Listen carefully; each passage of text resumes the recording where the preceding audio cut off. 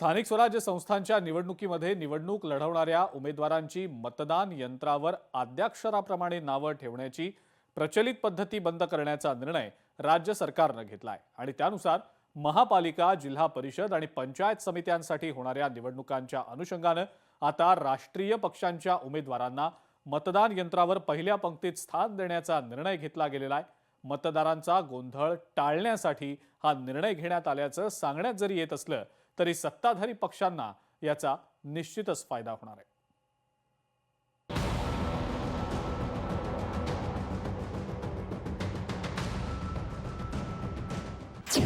राष्ट्रीय पक्षांच्या उमेदवारांना मतदान यंत्रावर पहिलं स्थान। मतदान यंत्रावर अद्याक्षराप्रमाणे नावे ठेवण्याची प्रचलित पद्धती बंद। प्रचलित पद्धती बंद करण्याचा राज्य सरकारचा महत्त्वाचा निर्णय। स्थानिक स्वराज्य संस्थांच्या संबंधित कायद्यांमध्ये सुधारणा। मतदारांचा गोंधळ टाळण्यासाठी निर्णय घेतल्याची माहिती। नुकत्याच पार पडलेल्या नगरपालिका नगरपंचायतींच्या निवडणुकीत मतदारांच्या गोंधळामुळे सत्ताधारी भाजप, शिवसेना उमेदवारांना फटका बसल्याच्या तक्रारी काही उमेदवारांनी पक्ष नेतृत्वाकडे केल्या होत्या। त्याची दखल घेत महानगरपालिका, जिल्हा परिषद आणि पंचायत समिती निवडणुकीपासून जुनी पद्धत मोडीत काढण्याचा निर्णय राज्य सरकारने घेतला आहे। त्यानुसार मतदान यंत्रांवरील नावाच्या यादीबाबतचा बदल करण्याची विनंती राज्य सरकारने राज्य निवडणूक आयोगाकडे केली होती। त्यांची ही विनंती आता आयोगाने मान्य केली आहे।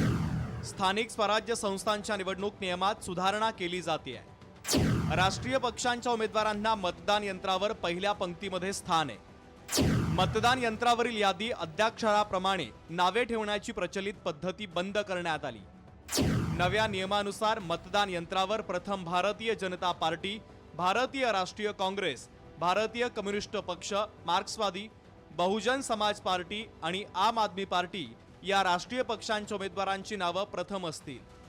त्यानंतर राज्यस्तरीय पक्षांच्या उमेदवारांची नावे असतील।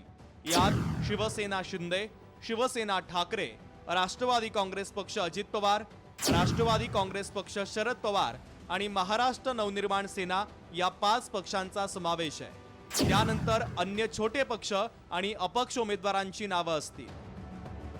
स्थानिक स्वराज्य संस्थांच्या निवडणुकीसाठी मतदान यंत्रावरील उमेदवारांचा प्राधान्यक्रम हा मान्यता प्राप्त पक्षाप्रमाणे नव्हे तर उमेदवारांच्या अद्याक्षराप्रमाणे ठेवण्याची तरतूद स्थानिक स्वराज्य संस्थांच्या निवडणूक कायद्यात होती।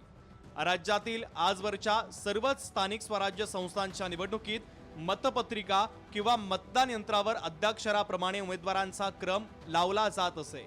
त्यामुळे आपलं नाव पहिल्या पंक्तीत येण्यासाठी अनेक उमेदवार नाव बदलून घेत। परिणामी राष्ट्रीय किंवा राज्य पातळीवरील उमेदवारांची नावे खाली जात असल्याने मतदारांचा गोंधळ होत होता। त्या तक्रारी आल्यामुळे कायद्यात सुधारणा करण्यात आलेली आहे। बरोबर आहे, हा निर्णय योग्य आहे। पण गेल्यावेळी नगरपालिकेमध्ये सर्वात मोठा पक्ष आमच्या देशामध्ये आम्ही कुठे 10व्या स्थानावर, 9व्या स्थानावर, ज्यांना 100 मतं मिळाली, कोणाचे डिपॉझिट वाचले नाही ते वरती।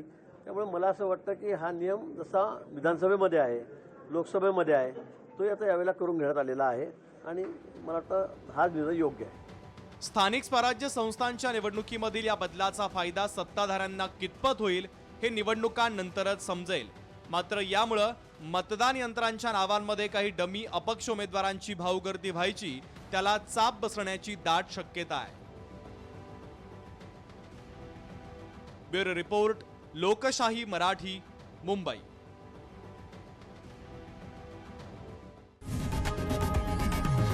लोकशाही मराठी ऐका, पहा, जागरूक रहा।